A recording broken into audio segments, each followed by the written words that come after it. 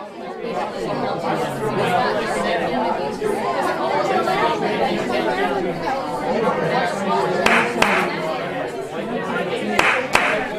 along, come along. Second act. Mixing it up.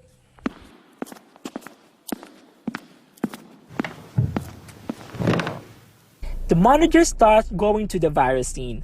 The doorkeeper then arrives and tells the manager that some people have come to see him. The father, who is a man about 50, fat and pale. The mother, who seemed crushed and terrified by the intolerable weight of shame and abasement, dressed in modest black and wears thick widow's veil of crepe. The stepdaughter, who is dashing and beautiful girl. The boy, a 14-year-old who is timid and half frightened. The child, who is about 4, dressed in white with black silk sash at the waist. And the son, who served in his attitude of contempt for the father, was supercilious and different to the mother.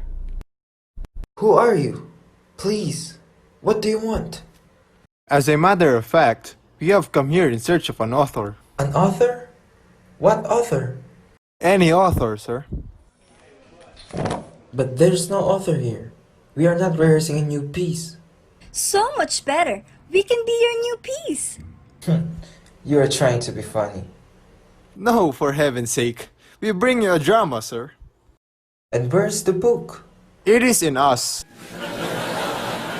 The drama is in us, and we are the drama. These characters have come looking for someone who will take up their story and embody it in some way, helping them to complete their sense of themselves. But the company members are convinced that these people have escaped from the mental institution. Listen, stage this drama for us at once. Then you will see.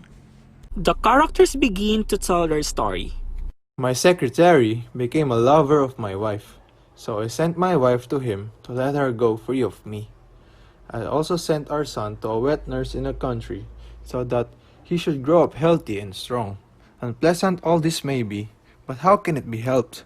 All my life I have had these confounded aspirations toward a certain moral sanity. Oh, stop it! Stop it! I can't stand it! Yes, please stop it, for heaven's sake.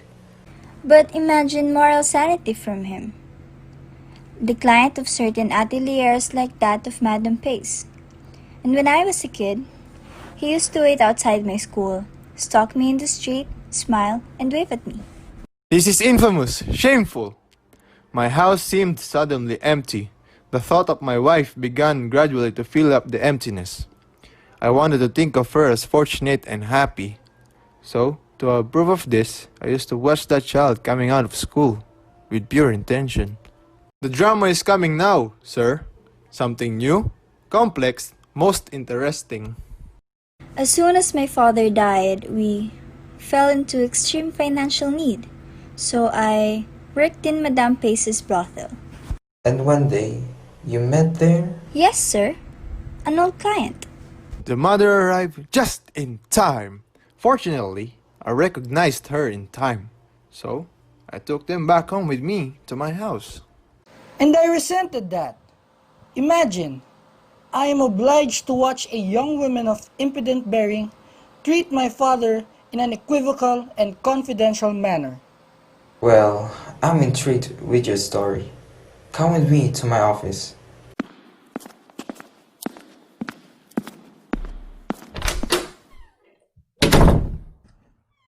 The stepdaughter ran to the stage with the child. No! Do it yourselves! I'm not gonna involve myself with this mess. As she walked away, she stopped briefly, then bent over to face the child and takes his face between her hands. My little darling, you must have been frightened by all of this. As she embraced the child, she noticed that he was holding something on his pocket. She grows suspicious over the thing that the child is holding. What have you got there, little one? Show what you're hiding. She seized the hand of the boy to see what he is holding. As she looked into it, she got a glimpse of a revolver. The boy's face grew pale, From her expression, he looked at her and could not answer. Idiot! If I'd been in your place, instead of killing myself, I'd shoot one of those two. Or even both. The father and the manager followed her. Come on, dear. Let's talk because we've fixed it all. Yeah, as your father said. Please, young lady, will you come along? She agreed and followed them. The actors came back to the stage as the manager talks to the property men. Can you please look for the yellow sofa? But there's only the green one here. No! You'll have to find the yellow one! They continue to quarrel about other props till they have decided to agree on the matter. Clear the stage, jot down the good points and the important ones. Okay, sir. He begins to talk to the actors, but nobody gets his point, including the father. He, himself, assigned the parts for the actors. You, leading lady, you will play the stepdaughter. No! None of them depicts and resembles the character. Yet it was dismissed. The manager pushes through in rehearsing the scene despite the disagreement between him and the actors. What kind of trick is this? What's going to happen now? A vulgar trick! Excuse me, all of you. Can I ask who plays Madame Pace? Well, here is Madame Pace herself.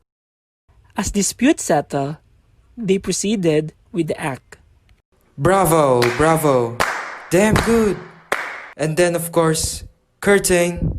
Yes, of course! Because that's the way it really happened. Chriztein now. Damn idiots. Well, at least it's the right ending. Are we going to begin with the second act or not? I'm not going to talk anymore. But I must tell you that it isn't possible to have the whole action take place in the garden as you suggest, because the son is always shut up alone in his room. But we can change scenes 3 or 4 times in one act. They used to, once. Yes, when the public was up to the level of that child there. It makes the illusion easier. The illusion, for heaven's sake, don't say illusion. It's painfully cruel, really cruel, and you ought to understand that. But why? The illusion, I tell you, sir, which we've got to create for the audience. The illusion of reality. But you see, here for you and your actors, the thing is only a kind of game. A game? We're not children here. We're serious actors. I don't deny it. Now consider the fact that we, characters, have no other reality outside of this illusion. That game of art for you is our sole reality. But not only for us. Can you tell me who you are?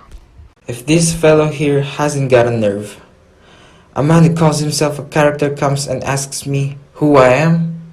I'm the boss. I'm the manager. Where does all this take us anyway? To show that you two must not count over much on your reality as you feel it today, since it may be an illusion for you tomorrow, just like yesterday.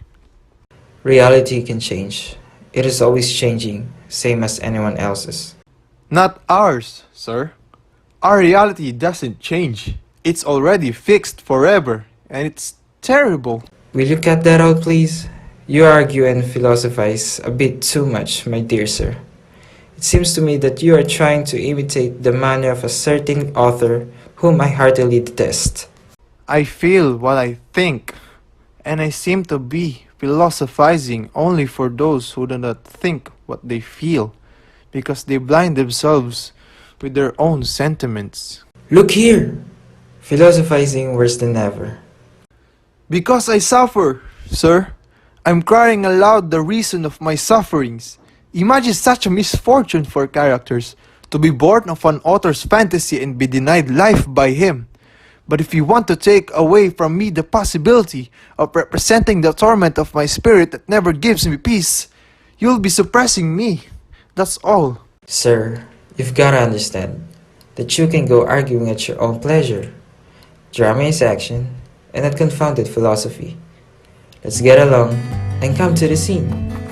Later on, the manager is back on directing the stage design and the characters in their corresponding position. Come forward, please. Come along. What's the matter with you? You look frightened and lost, alright?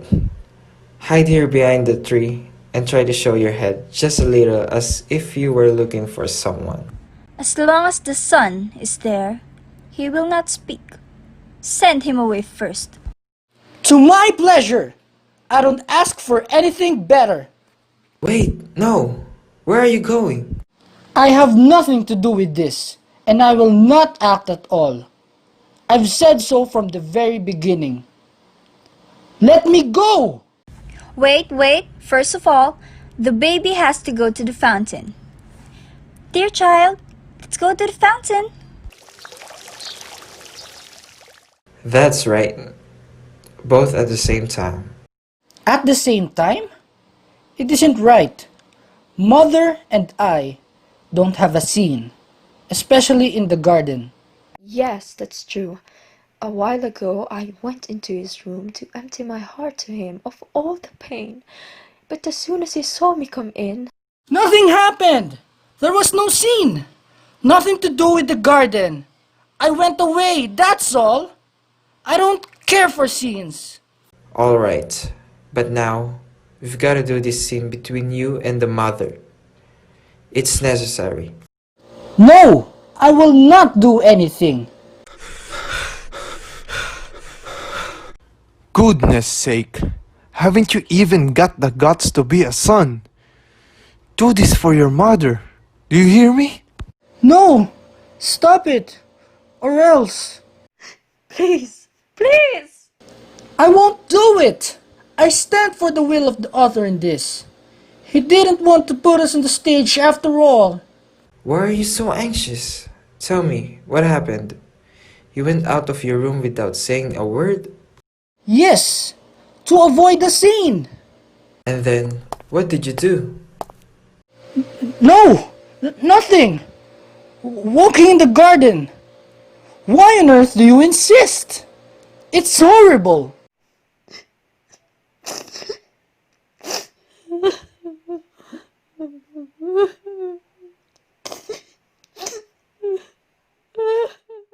Where's the baby? There in the fountain. She was following him at the moment. And then you... I ran over to her to drag her out when I saw something that froze me. The boy standing still with eyes like a madman's, watching his little drowned sister in the fountain. Excuse me. Excuse me. My son. My son!